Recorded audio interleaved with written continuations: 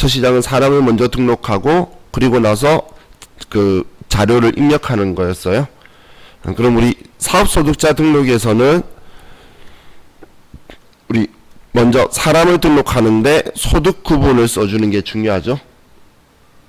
소득 구분에서 정확하게 선택을 하고, 그리고 우리 보험 판매원이나 아니면 방문 판매원의 경우에는 연말정산 적용을 할 거니까 이 연말정산 적용도 여라고 체크를 해 주셔야 돼요.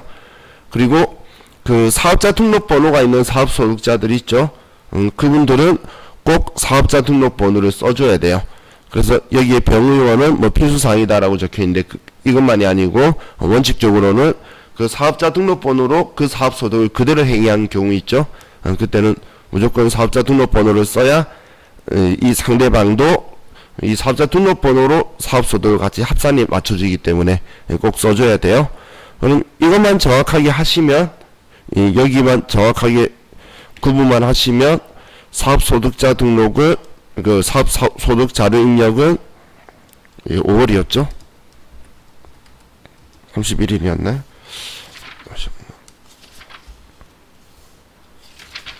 여러분한테 5월 20일날 줬었네. 5월 20일날 이거 하면 기소월도 확인하시고, 그리고 지급월도 확인을 해서 지급이자는 여기에서 들어오는 거고, 근데 4월달 한 거를 5월달에 줄 수도 있겠죠. 그러면 원천징수 이행사항 신고는 지급한 달의 말일자로 해서 다음 달 10일까지 신고를 하는 거고, 그리고 우리는 귀속이다 지급이다 라고 하는 건, 이 귀속월을 쓰는 이유는 이 소득을 받은 사람의 소득세를 산출하는 기준점을 잡으려고 한 거고, 우리 지급한 거는 우리가 원천징수한 날짜에 지급 일자를 기준으로 신고해야 되기 때문에 이 두 개를 따로따로 생각해서 입력을 해 주셔야 되는 거예요. 그럼 금액만 정확하게 쓰시면 별 문제 없이 나머지는 다 처리가 되죠. 자, 그리고 그 다음에 했던 기타 소득자가 있었죠. 기타 소득자는 입력할 때에 우리 소득 구분도 하시고 법인한테 줄 수도 있어요. 법인한테 주게 되면 여기 소득자 구분에 보시면 211번 내외국인 사업자 등록번호를 쓸 거예요. 만약에 법인한테 우리가 기타 소득을 지급했으면 그러면 우리 내국인 주민등록번호가 아니고 내외국인 사업자 등록번호 선택하고 여기에서도 법인이다라고 선택을 해주겠죠. 개인인 경우에는 뭐 개인인데 법인한테는 그렇게 선택을 할 거예요. 지금 여기에서도 소득 구분하는 게 제일 중요한 건데 시험에서 웬만하면 전부 다 알려줘요. 그럼 그게 맞춰가지고 우리 소득 구분 정확하게 선택해 주시고, 자, 사람 등록이 끝나면 이제 기타 소득 자료 입력을 하는데, 자, 자료 입력은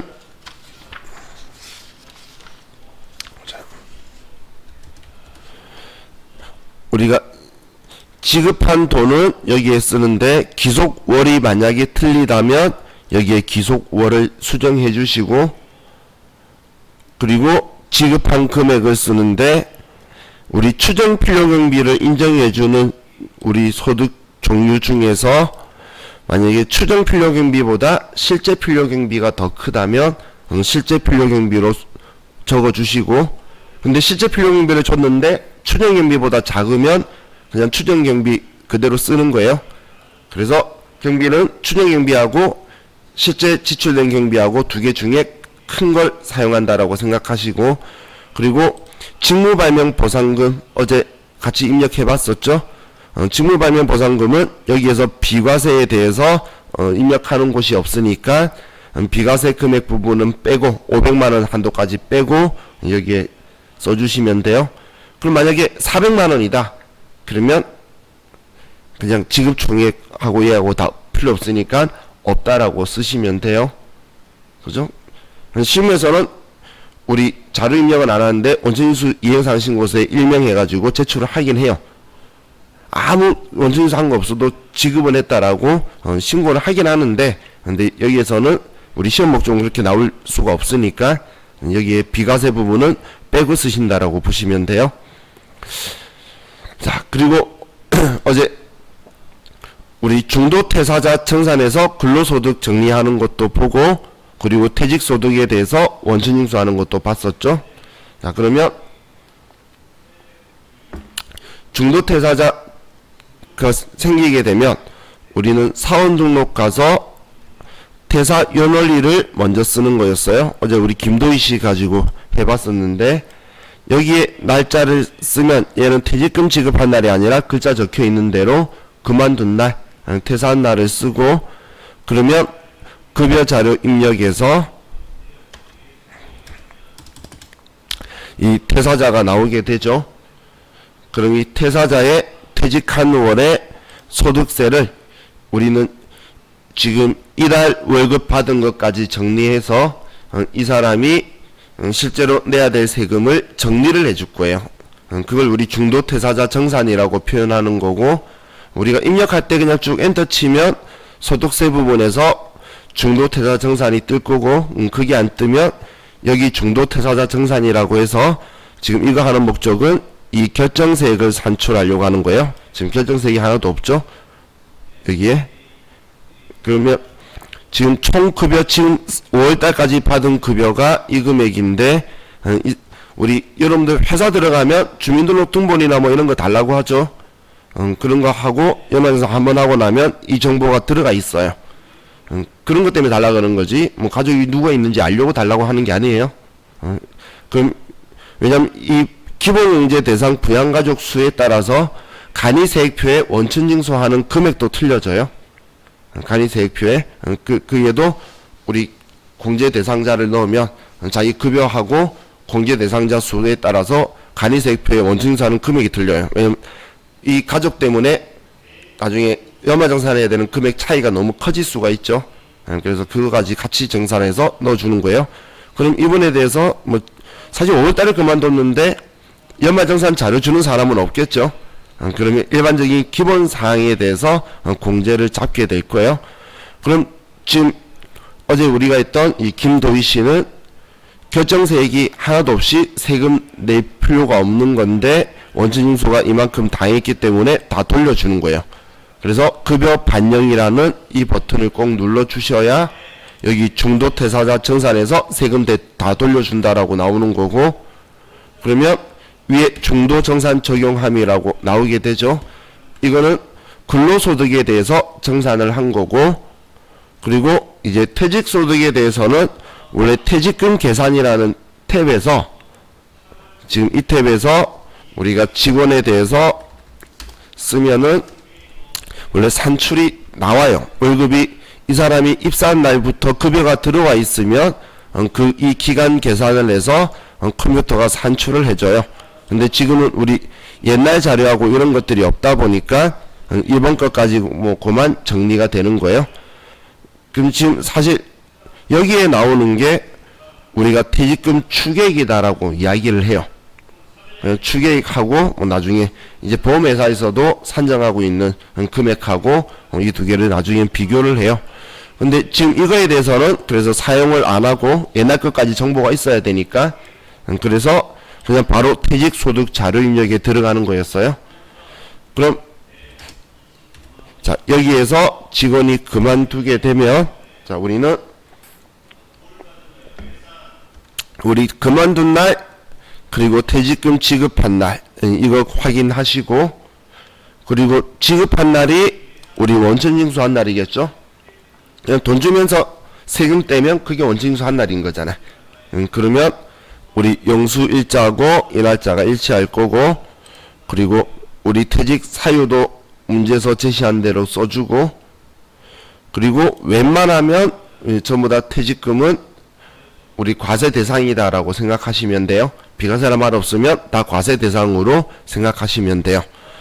그리고 퇴직연금에 가입을 했으면 퇴직연금 가입한 거에 대한 정보를 쓰면 이 퇴직연금 가입한 부분에 대해서는 우리 회사가 원천징수 안 하고 퇴직연금 회사가 원천징수 하겠죠.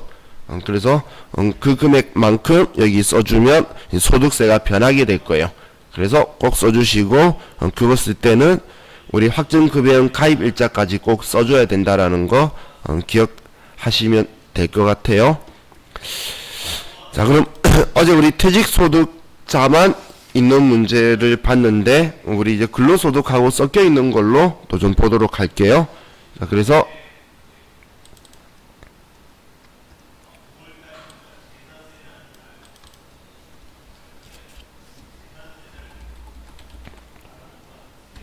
자, 퇴직소득자에 대해서 자, 기출문제에서 페이지 630페이지로 가봅시다.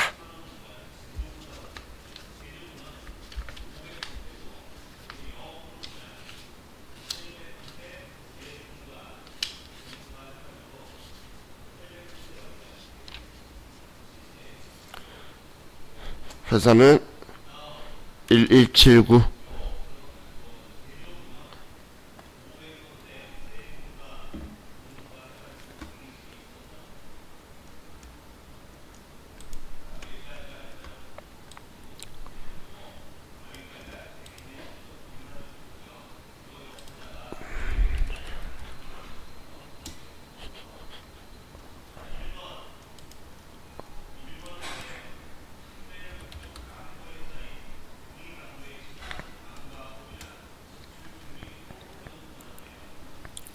자, 1번 문제예요. 준비되셨죠?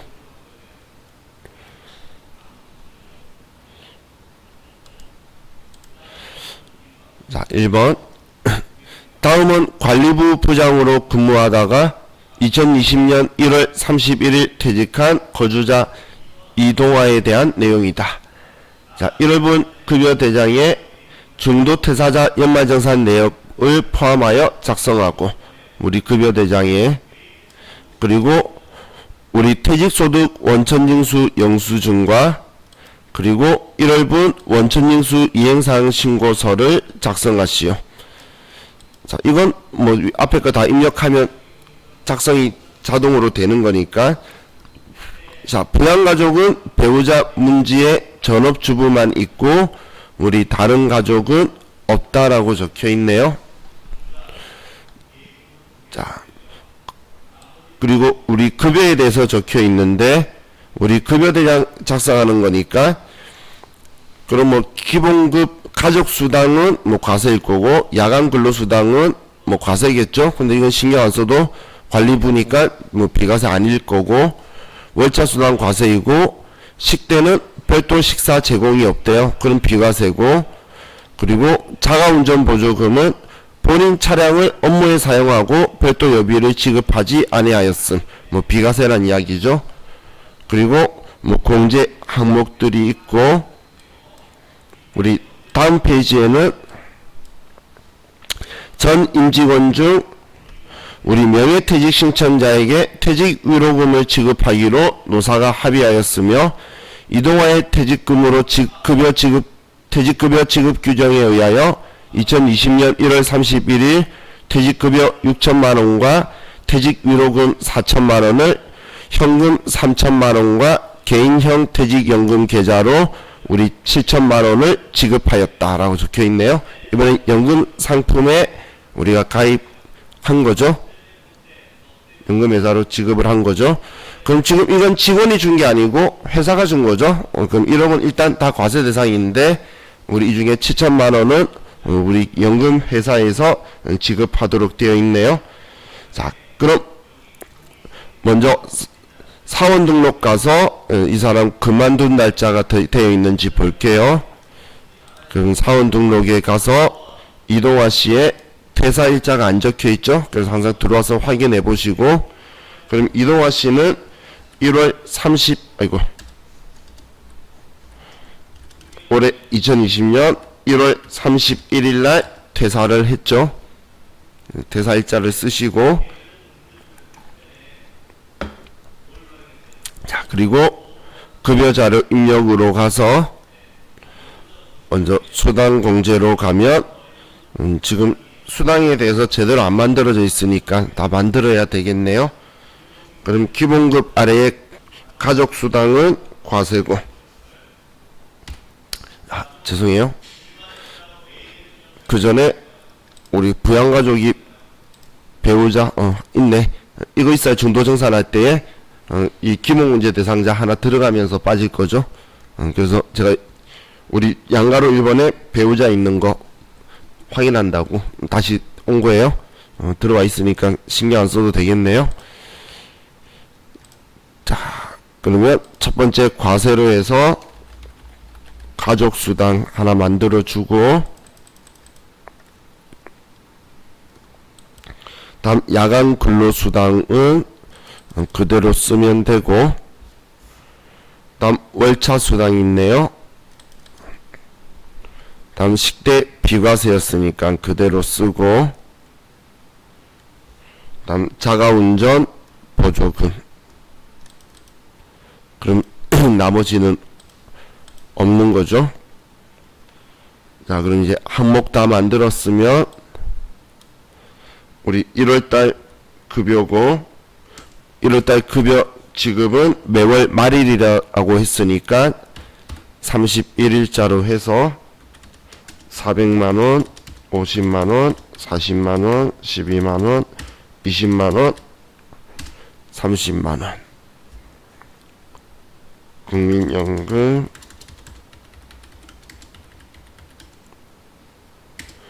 자, 그러면 자, 여기에 들어왔고, 그럼 여기에서 자, 퇴사월 소득세 반영, 급여 반영.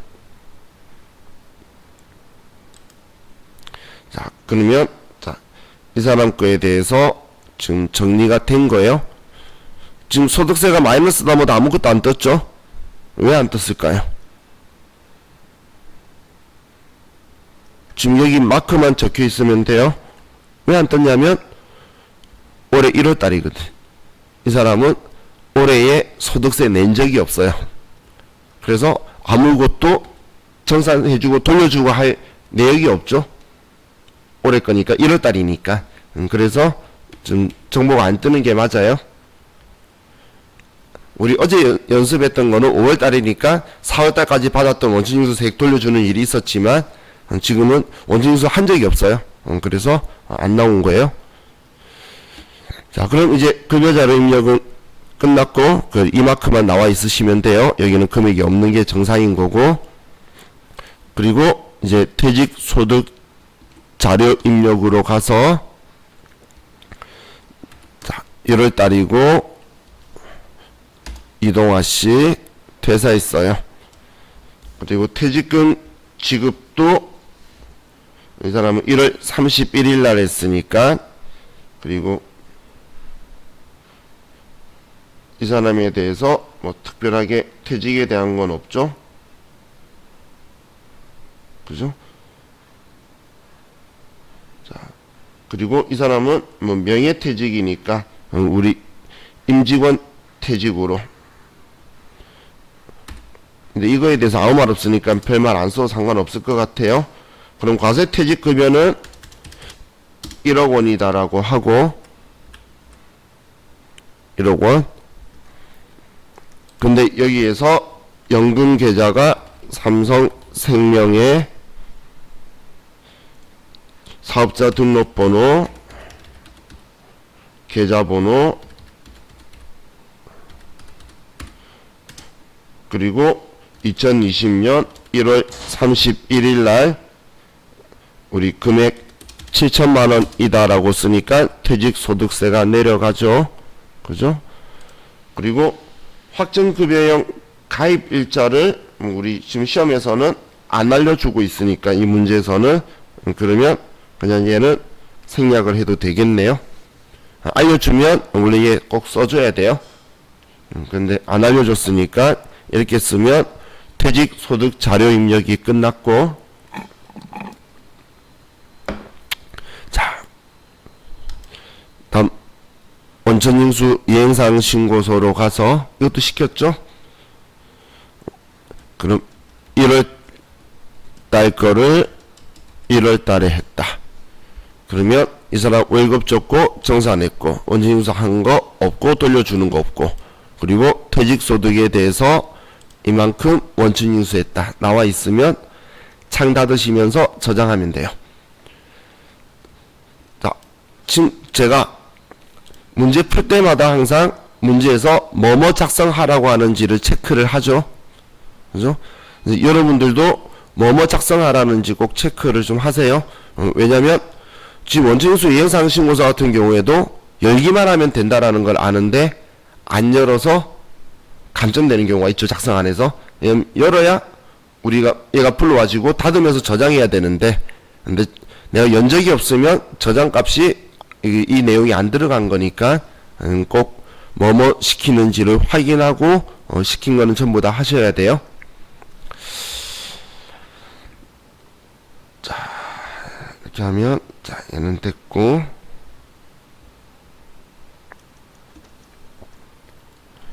다음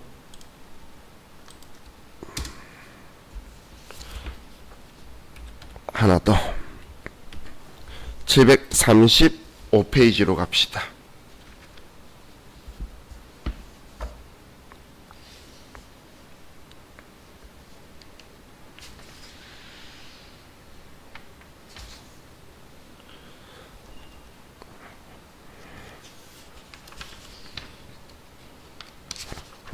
회사는 1188.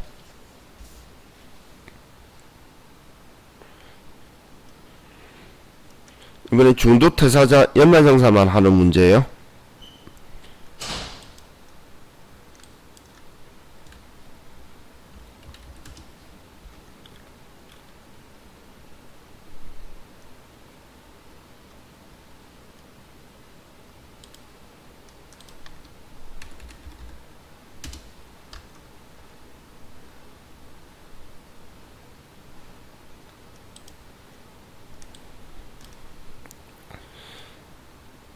문제 볼게요.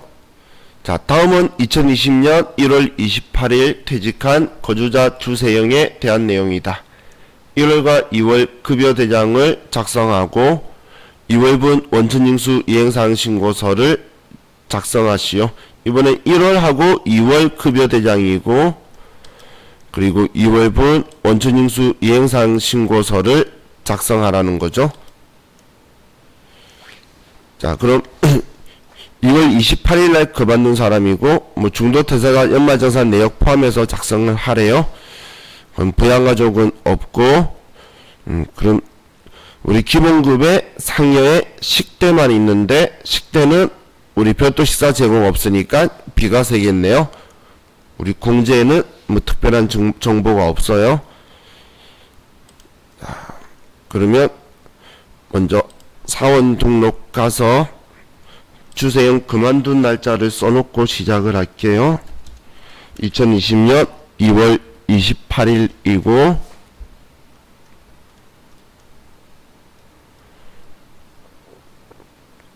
자, 그리고 급여자료 입력 가서 순환경제에 뭐 이 사람은 상여하고 식대만 있죠.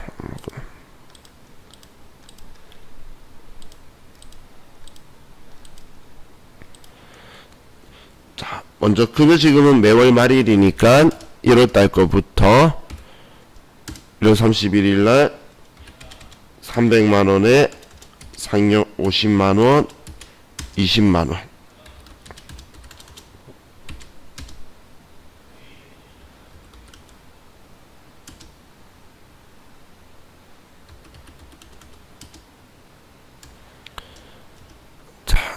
먼저 1월달 거 쓰고, 그리고 이제 2월달로 가서 2월 29일이죠.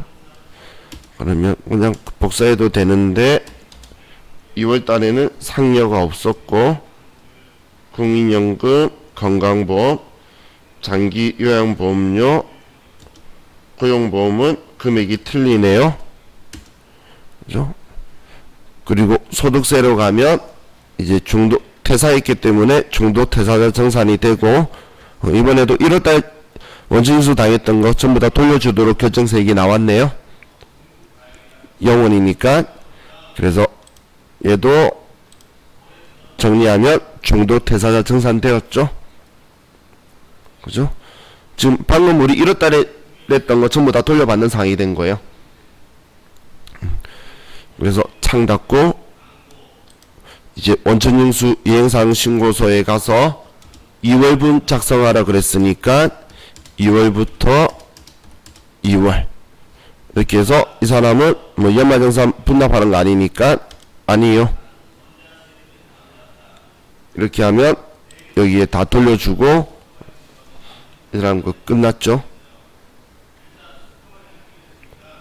이해 가셨죠? 자, 이렇게 하고 이제 창 닫으면서 저장하면 끝났네요. 자, 이게 우리 퇴직소득에 대해서 자, 이야기한 거예요. 자, 그러면 우리 412페이지로 다시 돌아와서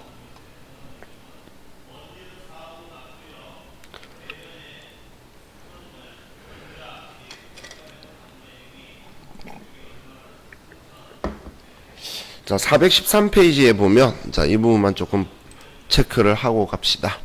이론상으로.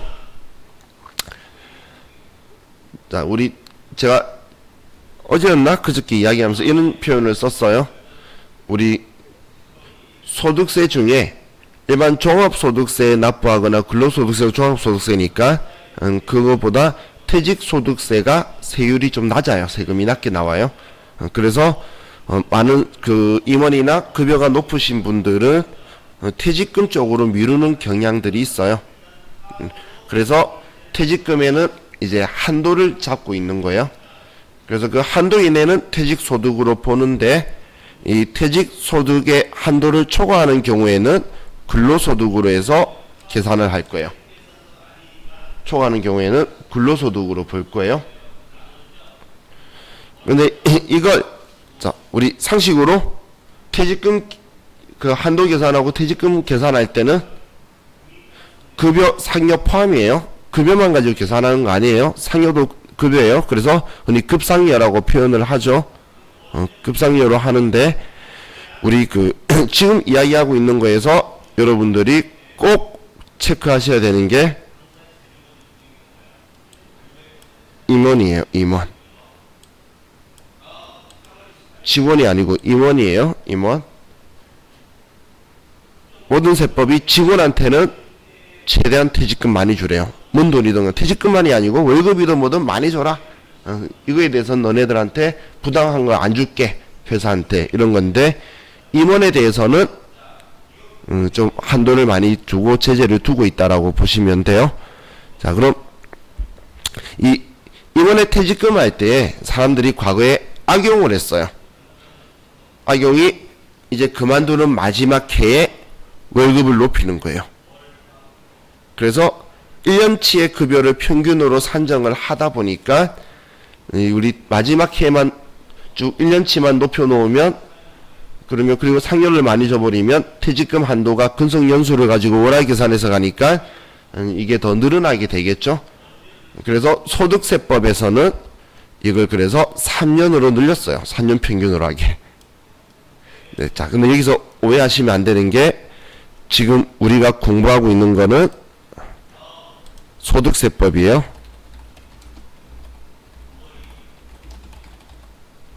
한도 계산할 때에 이때 3년이란 이야기예요. 아이고. 이때가 3년이라는 거예요. 지금 제가 이야기하는 게 나중에 법인세법은 법인이 돈 줄 때는 또 1년으로 계산할 건데 이 두 개 꼬이시지 말라는 거예요. 이건 소득세, 세금 그 받아가는 그 퇴직금을 받아가는 사람의 소득세 이야기하는 거예요. 아시죠? 자, 그러면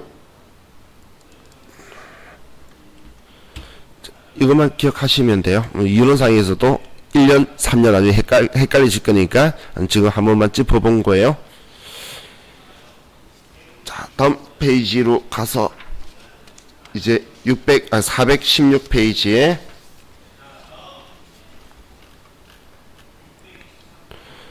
이제 금융소득에 대해서 볼게요.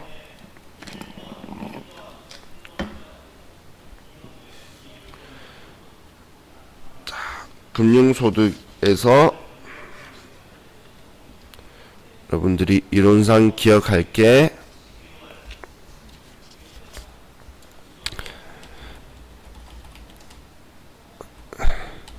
이자 소득에 대해서는 법인이든 개인이든 원천징수를 하는데 배당 소득은 개인만 원천징수를 해요. 이 말은 곧 법인은 원천징수 안 하는 거예요. 배당은.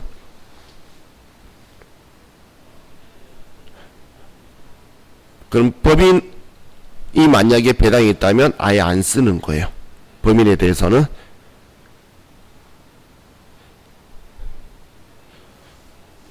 그리고 일반적인 금융소득 원천징수 세율은 14%고 비영업대금의 이익은 25%다. 이것도 같이 기억해 두세요.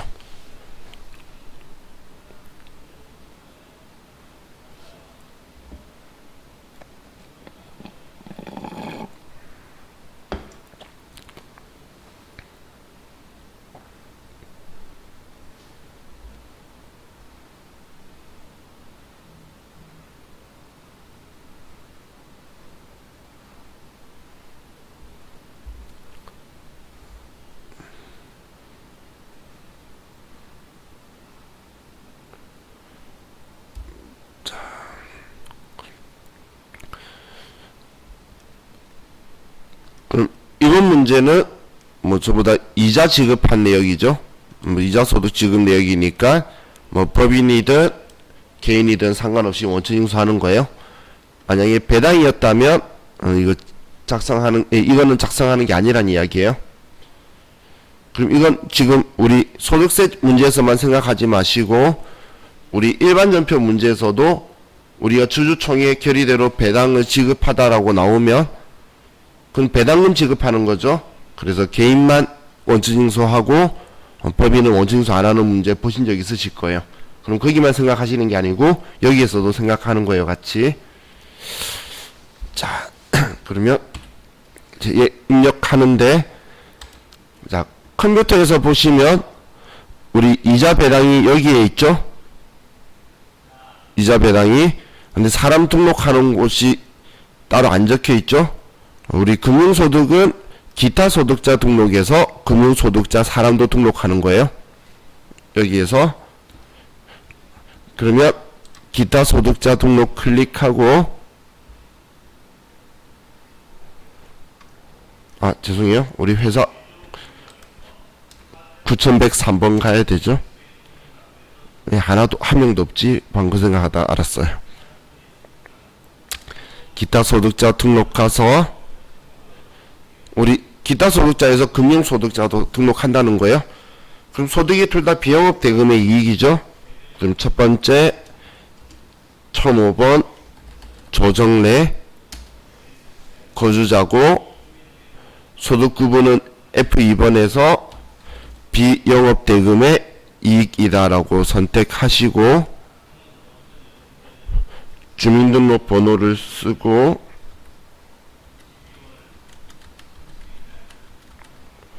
소득자는 주민등록번호고 개인이고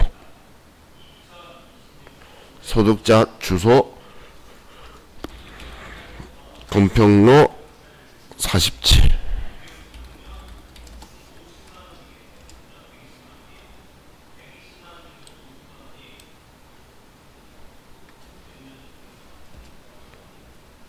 이렇게 써주고 다음 두 번째 주식회사 성훈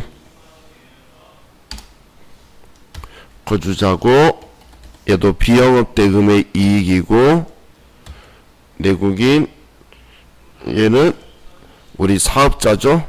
그러면 내외국인 사업자 등록번호고 법인이다. 대표명하고는 없으니까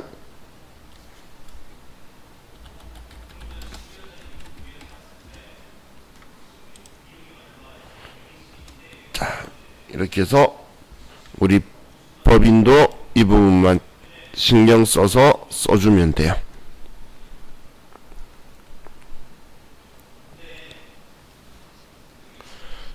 자, 이렇게 쓰셨으면 이제 귀속자 등록 끝났으니까 이제 이자 배당 소득 자료 입력으로 가서 자, 지금은 5월 31일 날 했죠. 둘 다 5월 31일 날. 자, 첫 번째 조정래. 자, 지금 문제에서 얘네들 안 알려주니까 안 알려주면 얘들 신경 안 쓰셔도 돼요. 시험에서 굳이 뭐 쓰려고 하지 마세요. 근데 알려주면 꼭 쓸 거예요. 시험에서는 얘도 비영업 대금의 이익이다. 과세 구분은 우리 일반적으로 일반 과세한다. 조세 특례 없다. 뭐 이런 거 써줘요. 그런데 시험에서는 안 알려주니까 그러면 안 쓰면 돼요. 그리고 지금 채권, 증권, 이자 구분 번호도 안 줬고 이자 지급 기간도 안 주고 이자율도 안 줬죠. 그러니까 얘 생략하고 금액만 쓰시면 돼요. 그럼 금액이 200만원이다 라고 하고, 자, 비영업 대금의 이익 세율 제가 한 번씩 계속 이야기하면서 기억하자라고 한 게 이때 써먹으려고 한 거예요. 예, 몇 퍼센트죠? 25%죠? 그래서 25%라고 쓰면, 자, 얘가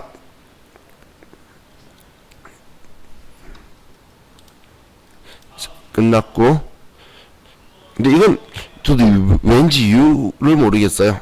왜냐면 개인은 안 나오는데, 자, 이번에 법인은 또 나와요. F2번 눌러서 주식회사 성운에서 이자 500만원이다 라고 쓰면 이제 법인은 또 25%가 나오죠. 근데 개인은 안 나오더라고. 그래서 그 개인 하나 때문에 제가 비영업 대금의 이익은 25%다라는 거 기억하자라고 이야기했던 거예요. 그럼 이제 창 닫고 원천징수 이행사항 신고서에 가서 5월부터 5월에서 여러분들 보시면 이자 소득이 들어와 있죠. 근데 뭔가 이상한 거 없나요? 그죠? 이자 2명 등록했는데 1명만 들어와 있죠. 지금 우리 그 조정래한테 200만원 준 거 25%인 50만원 원칙인수 한 것만 나와 있죠. 왜 이렇게 나오냐면, 자, 왼쪽 세로로 보시면 개인 거주자 적혀 있죠. 비거주자. 개인이에요, 개인. 여기는 법인은 부표라고 오른쪽에 있죠. 부표. 지금 위에 부표 탭 클릭한 거예요. 여기에서 화면 쭉 아래로 내리시면 법인 원천이 있고, 이 법인 원천에 비영업 대금의 이익 있죠. 여기에 우리 작성 만약에 하라 그러면 이건 직접 써주셔야 돼요. 하나고 방금 우리 지급한 게 얼마였죠? 500만원이고 원천인수한 금액이 125만원이다. 이거는 우리 교육용 버전에서는 직접 써줘야 돼요. 지금 원래 실질적으로는 여기에 탭들이 있어요. 그 실무 버전에는. 그럼 불러오면 당겨지는데 교육용 버전에서는 안 들어와서 직접 작성하는 걸로 원천인수 이행사항 신고서 작성하는 문제로 나온 적이 있어요. 그래서 법인 그 우리 비영업 대금의 이익이나 뭐 이런 거에 원천인수한 거는 여기 부표에서 한다라는 것도 같이 기억을 해두세요. 자, 이렇게 하고 창 닫으시면서 저장하시면, 자, 예, 기본 예제도 끝났어요.